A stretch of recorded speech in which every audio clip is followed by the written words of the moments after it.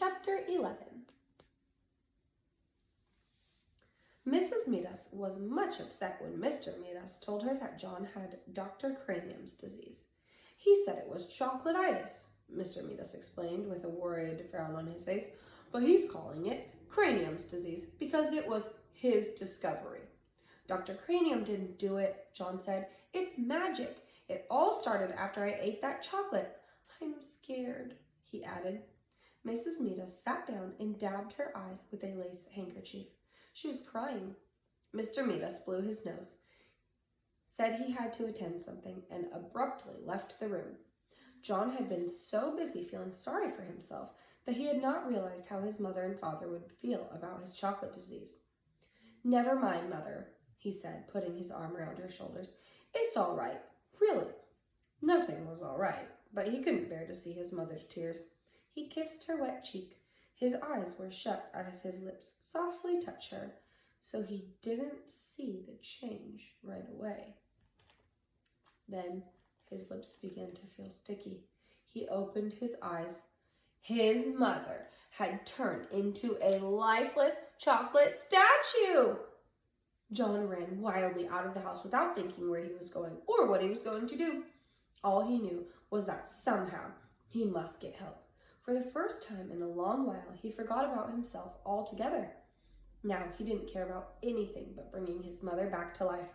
Without quite knowing how he got there, John found himself at the corner where he had bought the chocolate box.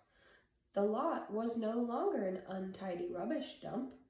The neat red brick building with 2 show windows was exactly where it had been in the first place. But the display of candy he had previously seen in the windows was no longer there.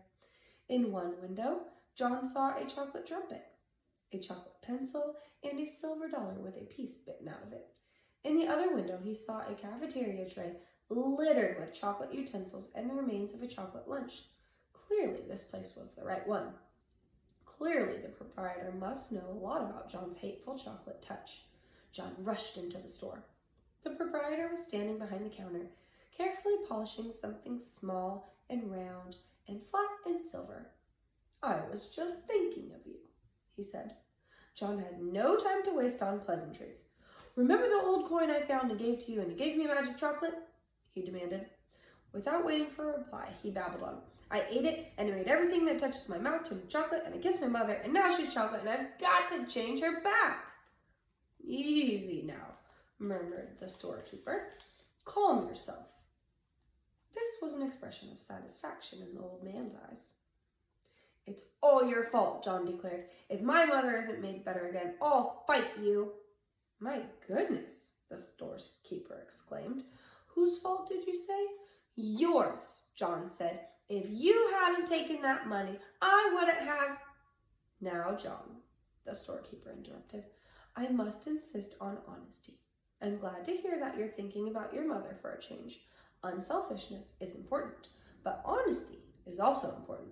If you'll be truthful, perhaps I can help you. John's ears reddened. It was becoming unmistakably evident to him that he had only himself to blame for all this unhappiness. He looked straight into the storekeeper's eyes.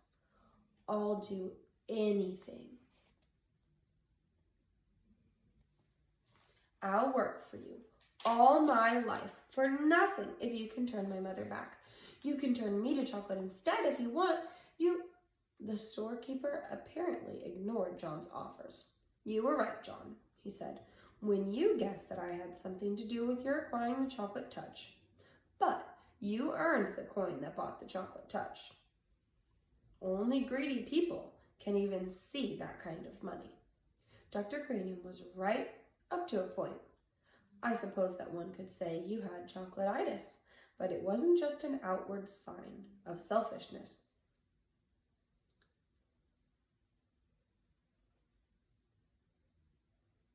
My mother, John reminded the storekeeper frantically. My mother's turned to chocolate. Do something about it. Oh, please do something about it. I'm glad that you're concerned, the storekeeper commented. Part of your cure is to be concerned about other people. You have been so greedy that you didn't care what happened to other people. Oh, I know, John admitted. but please decide about me later, and please make my mother better now." "Well, John," the storekeeper said, "if you had to choose between getting rid of your chocolate touch and restoring your mother to life, which would it be?" For one moment, John couldn't help imagine a future of all chocolate meals. The thought was terrible, but then he thought of his mother as she had been when he left her, a motionless chocolate statue, unable to speak, her chocolate hand still holding her lace handkerchief. Without further hesitation, John said, "Help my mother." "Well, John," the storekeeper said, "I'm going to give you another chance. When you go to school next, your chocolate pencil will be a real wooden pencil with lead in it." "But," John began to protest, "what did the pencil matter?" "The chocolate knife, fork, and spoon you left on the tray in the cafeteria will have turned back to metal. Your chocolate trumpet will be a shiny golden one again." "But," John said, "don't worry about Dr. Cranium's spoon. He will find a whole silver one on the floor where the broken chocolate lay." "But how about," John said, "Susan Buttercup will discover that the chocolate stains on her party dress and her party shoes were nothing but water after all. Her silver dollar will be all right." John could stand the suspense no longer. "My mother!" he shouted. "What about my mother? Will she be all right?" The storekeeper smiled. "Why don't you run along home and find out?" he suggested. John turned without even saying goodbye and ran out of the store. The storekeeper went back to the disc that he had been polishing, a disc the size of a quarter. It had been polished so smooth, ready for a new set of initials in case the need for them should arrive.